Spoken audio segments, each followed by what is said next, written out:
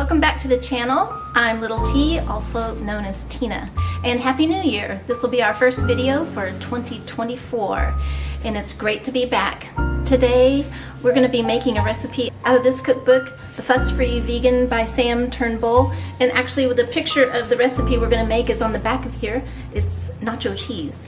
And every vegan has their secret recipe, one that they really like the most to make a good cheesy sauce. And I have a good recipe for that already on our channel. You can see it up here in the corner. It's a recipe I came up with to make it super fast using instant mashed potatoes and carrots that are already cooked.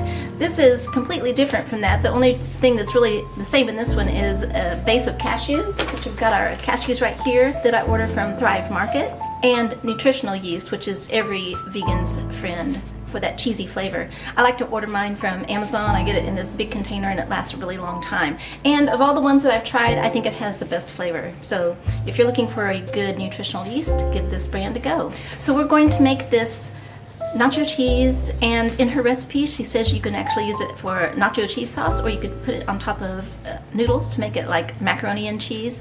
So I'm going to make the recipe just as she has it, but you know how I am, I like to tweak recipes. But this will be my first time making it, so I'm going to follow the recipe to the T. We're going to give it a good taste test when we make our nachos tonight, and then if I want to tweak it some, I will come up with some suggestions for how we think we can make it better. It may just be absolutely perfect the way it's written, because a lot of her recipes in this cookbook are very delicious. We used this cookbook just the other night to make pancakes for dinner. Yes, we did have breakfast for dinner. It's one of our favorite things to do. It's kind of like a treat, and the recipe was really good. So if you don't have this cookbook, I would suggest it as one that you need to have in your arsenal for great vegan recipes. So let's get to cooking. Here we have all of the ingredients. From left to right, we have the nutritional yeast. Next to that is a jar of green olives, and we'll use the juice out of there, which is also called brine. Next is agave syrup. You could also choose to use maple syrup instead. Then we have lemon juice, and our spices include salt, onion powder, garlic powder, ground turmeric, and paprika. This is just regular paprika. I also used some smoked paprika as well.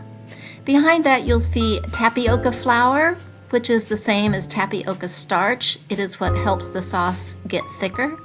And then the raw cashews. These will need to be soaked ahead of time so that they will process into a very smooth sauce. Not pictured is 1 cup of water. We have our ingredients here, and we're just going to put them all into the high-speed blender. A regular blender will work, but you may have to strain your ingredients if it doesn't get it absolutely smooth. Our first ingredient is going to be our softened cashews. That's half a cup of softened cashews. And the nutritional yeast, I've pre-measured it. The great thing about this recipe is everything just goes right into the blender. This is the tapioca starch. It's going to be used for thickening when we cook it on the stove. These are all the spices. I pre-measured them and put them in this container. So we have our smoked paprika and just regular paprika. I mixed the two. We have turmeric, salt, garlic powder, and onion powder. The liquids I mixed here are green olive brine and lemon juice and agave syrup. You could also use maple syrup. I chose to use agave this time. Then last, we'll add 1 cup of water. Lid on.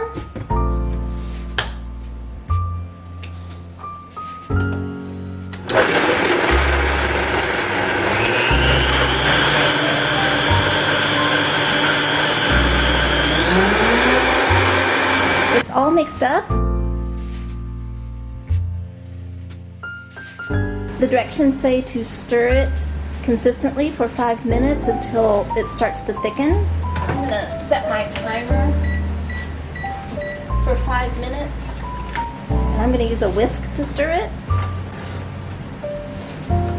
So I'm going to stir consistently, just like she said, as it's heating up for 5 minutes, and it will thicken.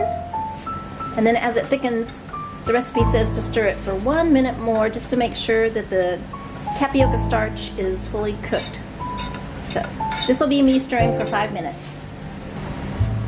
I can feel it starting to slightly thicken, And the recipe says it will start to form clumps. You can see a few of those clumps forming. So I'm just gonna keep stirring. There's a clump. We've been going about 2.5 minutes so far. As you can see, it's really starting to thicken up. And it's been going for just over 3 minutes. So the recipe says once it starts to thicken, it will turn into a cheesy goo. Keep stirring for an additional minute. So our timer still says 1.5 minutes. And we've been doing this over medium heat. I'm gonna turn the heat down just a little bit to medium low. It's very smooth now. We're gonna count this as our additional minute once it began to thicken. We'll just go the extra minute just to make sure the starch is cooked. Okay, our timer just went off. I've turned off the burner. And you can kind of see how thick it is. It looks exactly like nacho cheese sauce, nice and thick. We'll get our plates ready and serve up these nachos.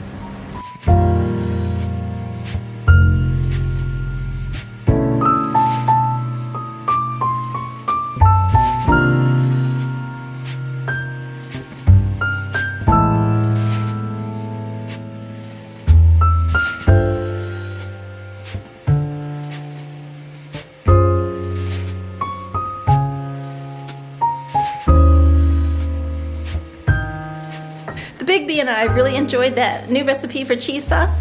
Both of us thought that we would add a little bit extra water to make it a little more thin and pourable on top of our chips for nachos, and maybe add just a little bit more spice. But for mac and cheese, it would be absolutely perfect. So it's always good just to try a new recipe, just to find out how it works for you, and then you can tweak it the next time you make it. Thanks for watching. Have a great day, and we'll see you next time.